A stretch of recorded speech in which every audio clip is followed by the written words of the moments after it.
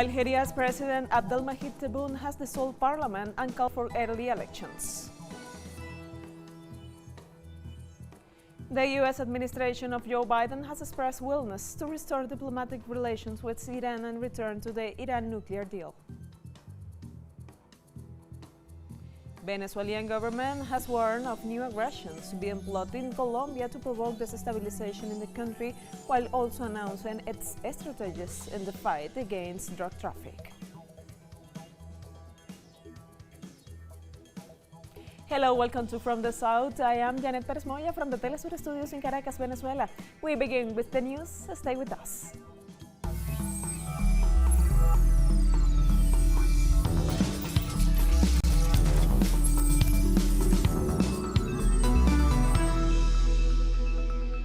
Algerian President Abdelmajid Tebboune called for the dissolution of parliament and early legislative elections on Thursday as the North African nation struggles with health, political and economic crisis. Decided to dissolve the National People's Assembly to call for elections that are free of money, whether it comes from corruption or not, and to open the doors to young people. I decided to grant presidential pardon to about 30 people, for whom a decision had been given and others for whom no verdict had been reached. Between 55 and 60 people will be joining their families from this evening or tomorrow. Zimbabwe has begun COVID-19 vaccination for frontline health workers using jabs produced by China's Sinopharm. The Zimbabwean government started rolling out its COVID-19 inoculation program following the arrival of the first batch of vaccines donated by the Chinese government. Zimbabwean Vice President and Minister of Health and Child Care, Constantino Chiwenga, was the first to receive the jab, along with frontline health workers, as the country grapples a second wave of infections. The government has allocated $100 million for the purchase of COVID-19 vaccines and aims to vaccinate 60% of population free of charge. My presence here today with some ministry of health officials, including my deputy, is to exhibit the government's confidence in the Sinopharm vaccine. I have received my COVID-19 vaccine jab together with my deputy minister and my staff. Therefore, I urge all Zimbabweans to be vaccinated at their nearest health centers. It is important. Northern Ireland First Minister Arlene Foster on Thursday announced that coronavirus lockdown restriction will remain in place for 4 more weeks. So the decisions facing the Executive today have not been straightforward. There are many factors which have been assessed and balanced, but what is clear is that we must proceed with great care and with caution.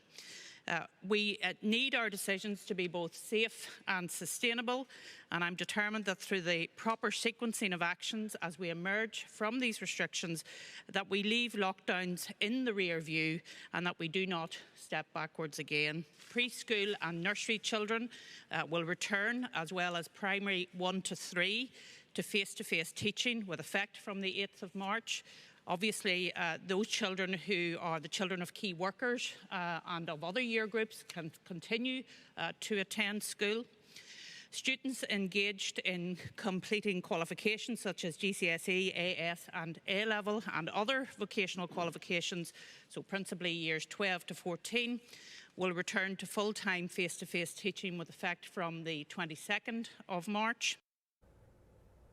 In Germany, Interior Minister Horst Seehofer said on Thursday that about a fifth of the people checked and the Czech and Austrian borders, since strict controls were introduced on Sunday, have been sent back. Germany implements checks on its borders with the Czech Republic and Austria's Tyrol province in a bid to reduce the spread of more contagious coronavirus variants that have taken hold there.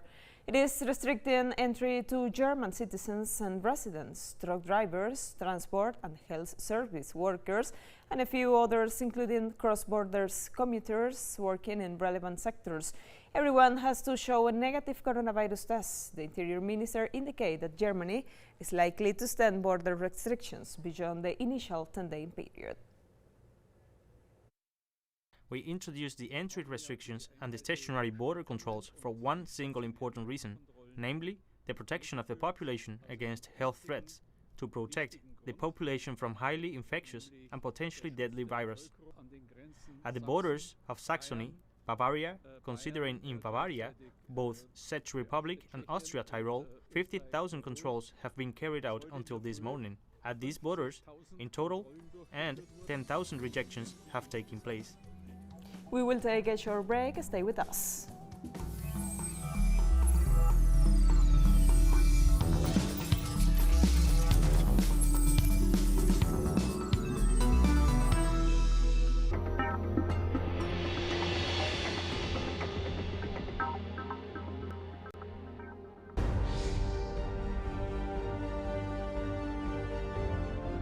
Acompañamos a los pueblos que resisten en cada una de sus luchas. Somos esa ventana que se abre para visibilizarlos entre fronteras.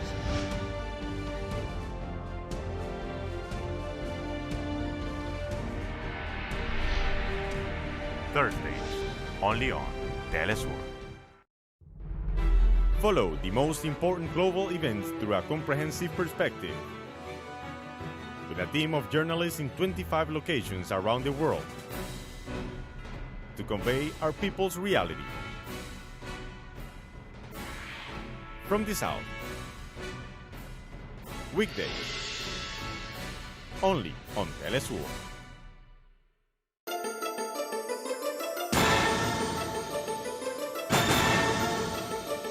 Who's moving the chess man? What interests motivate the actors behind each event? What's at stake? Critical Move investigates every event from Monday to Friday. Only on teleSUR.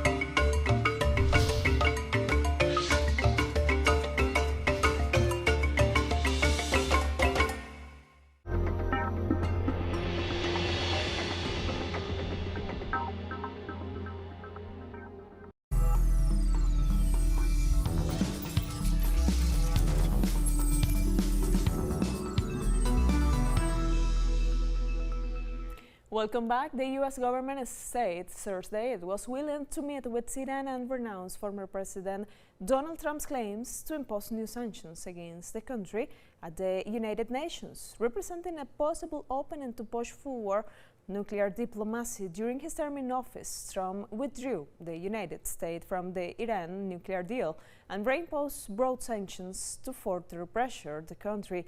But President Joe Biden supports a return to diplomacy, arguing that the 2015 deal was effective in reducing Tehran's nuclear program. Iran has insisted that the United States must first lift the sanctions before returning to full compliance with the 2015 agreement, which would reverse the steps it took in the protest of Trump measures and the failure of other signatories to deal with the comply with their obligation. Heavy snowfall in the southern and central United States for the past 4 days is estimated to have seen 100 million American places under storm warnings, while the U.S. National Weather Service reports that the current snowfall is on par with the highest record in 2003, covering 71% of the country. The amount of accumulated snow in some areas is up to 50 centimeters above the norm. In the central part of the country, snowfall has exceeded the normal amount by 3 to 25 centimeters.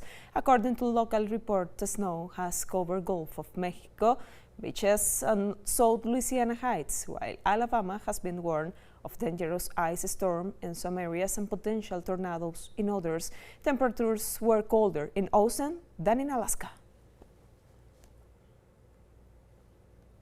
In the midst of the power outage in the U.S. state of Texas, the largest generator of energy in the country, residents are also facing water shortage due to the extreme weather. The alarming drop in water reserves, according to state authorities, is due to the practice of draining water from households to prevent them from bursting due to the freezing of the liquid inside. This practice has been acknowledged by Austin Mayor Steve Adler, who is now urging citizens to turn off their faucet to prevent the loss of the liquid need for hospitals and firefighting. The executive director of the Texas Commission of Environmental Quality, Toby Baker, warned that citizens should avoid tap water for drinking, cooking, brushing teeth, and making ice. Mexico has requested that the U.S. government resume natural gas supplies to the country. The request was presented by the Secretary of Economy. The supply of natural gas from the United States was suspended by Washington due to the winter storm affecting the southern region of the country. Mexican officials say the gas shortage affects the electrical service in thousands of homes, making it difficult for many to cook food.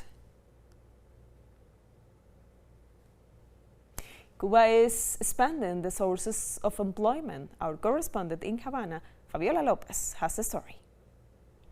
The Vice Prime Minister of the island explained on local television that the deep transformation is not limited only to the change of one list of allowed activities by another. The perfection is much wider and comprehensive, and includes the tax system and the improvement of the procedures to authorize private initiative. There's a lot of talent in Cuba. There are many people with the capacity of contributing. I believe that if we can all join the force that Cubans have to go forward to search for solutions to problems, to reduce imports and search for domestic solutions, to articulate a productive chain between the different economic actors, if we can take advantage of all those potentialities that the country has, and keeping with a path of social and economic development, it would be very positive. It is safe to say that the non-state and self-employed sectors are in the capacity and conditions to make a favorable contribution to this strategy. This academic explained that reality shows that non-state forms of ownership are necessary in order to have a more prosperous society and, above all, a society that can be better inserted in the world. I respect the opinions of those things this distance our society from socialism's bottom-up to now history does not confirm that our reality either, and the successful examples of countries that want to build socialism in this moment. We always use China as an example, or Vietnam. They have taken this path. Obviously, Cuba does not have to repeat the exact model. It does not have to be like that, but definitely life is more than a theory, and theory also demonstrated that in a sector that Cuba needs, and that our road to the socialism we want needed. There are things I don't like. For example, I'm not satisfied with the fact that there is still a group of forbidden activities that are not allowed. I believe that it needs profound things how to promote activities that are professional and that requires a higher qualification. According to official numbers, currently there are more than 600,000 employed in the private sector in Cuba, 13% of the employed force on the island. The authorities warn that this is an important step for the increase of employment in the country in times where working is not an option, but a need, just when they try to have the distribution of wealth in accordance with the social principle that the one who contributes the most and works more should earn more. Fabiola Lopez, teleSUR, La Habana. In Spain, more than 50 people were injured in Madrid and Catalonia in confrontation with the police amid protests against the imprisonment of rapper Pablo Hasél. Madrid Emergency Service report they provide assistance to a total of 50 people, among them 35 agents and 20 protesters, while the authorities confirmed the arrest of 19 citizens, including 6 minors. Referring to the protests in Catalonia, the health center report 14 injured. 8 of them are police officers, while the authorities report 33 arrests. In both demonstrations, citizens demand the release of Hasél and respect for freedom of expression. Also in Spain, rap artist Pablo Hasél has received an additional sentence of 2.5 years imprisonment for threatening a witness. A rapper was sentenced by a court in Lleida on charge of obstructions of justice and threats. The conviction adds to the 9-month sentence he is currently serving for the crimes of glorifying terrorism and insulting the monarchy. The decision comes after 2 days of protests in at least 5 Spanish cities following his arrest at the university campus for the content of a song and 64 tweets in which he expressed his ideas about the Spanish monarchy. We will take another short break. Stay with us.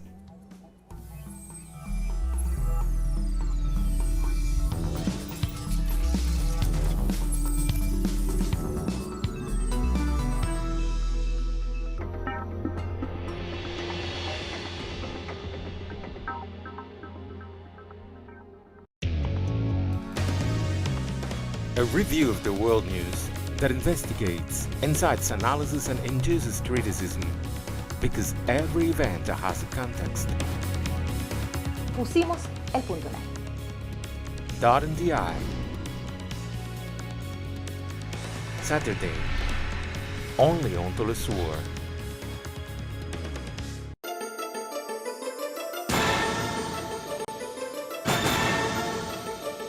Who's moving the chess man?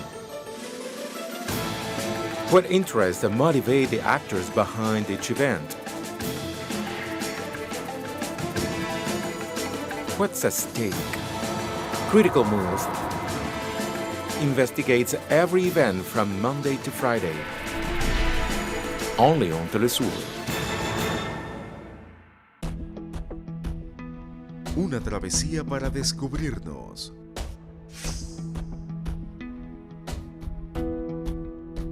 Buscamos conexiones perdidas. No nos queda otra que luchar, porque no tenemos nada que perder. Realmente es por todos. Recorremos el mundo con reportajes teleSUR. Saturdays, only on teleSUR.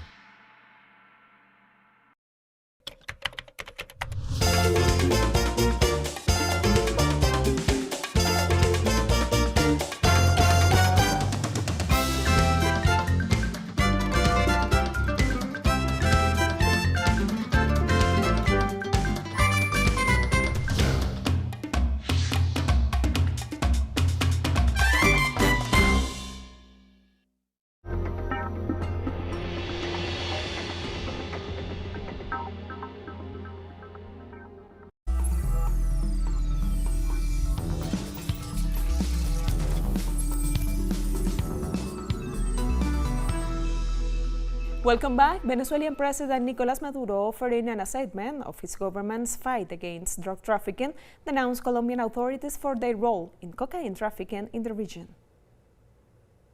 Colombia produces 70% of the world's cocaine, and of that cocaine that leaves Colombia, 84% leaves through the Colombian Pacific via the Pacific Ocean by sea, loaded onto ships, submarines, and planes, floating all Central America, precisely from Panama to Mexico, with drugs.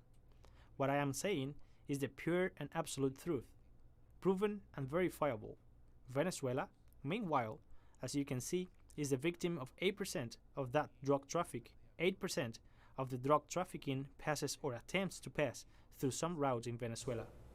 President Maduro pointed out that following the expulsion of agents of the U.S. Drugs Enforcement Administration from Venezuela, seizures of prohibited substance increased by 40% between 2005 and 2010.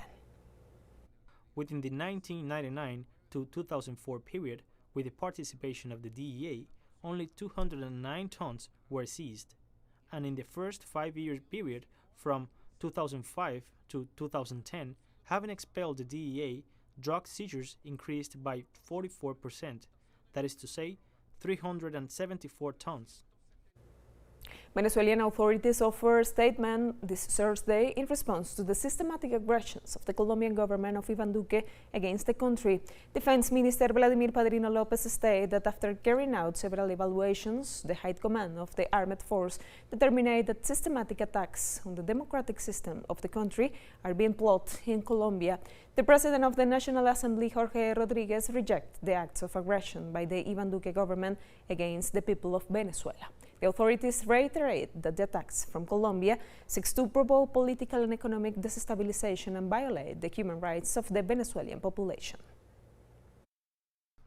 Colombia has become a huge military camp, acting under the leadership of pseudo president, who is unfit to hold the post of president, who is unfit to wear the tricolor sash across his chest, who, under his sponsorship, protection, organization, and financing, has committed crimes against our homeland, which we consider acts of war.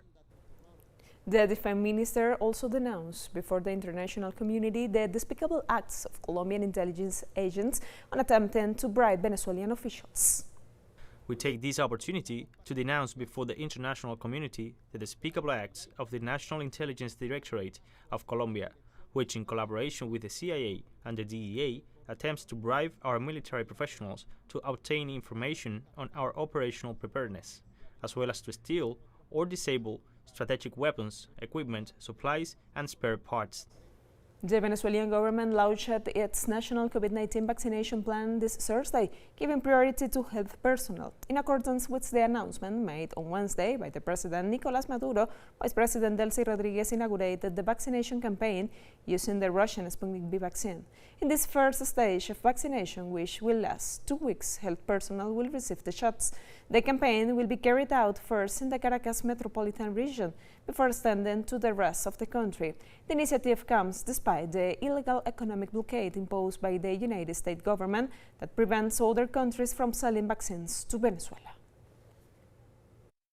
Yesterday, in an international press conference, President Nicolás Maduro informed the country that today we would start to vaccinate health personnel in this first stage in our country.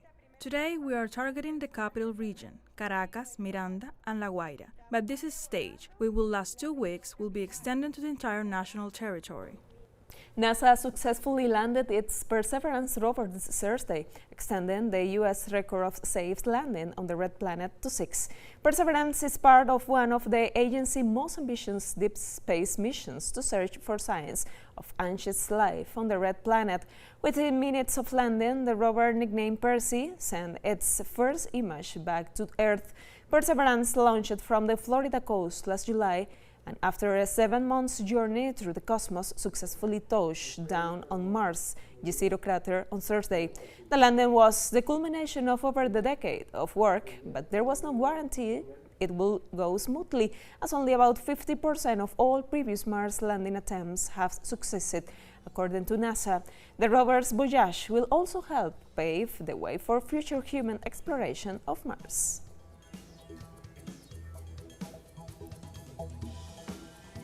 We have come to the end of this news brief. You can find this and many other stories on our website at telesurenglish.net. Join us on social media, Facebook, Twitter, and Instagram. For Telesur English, I am Janet Perez Moya. Thank you for watching.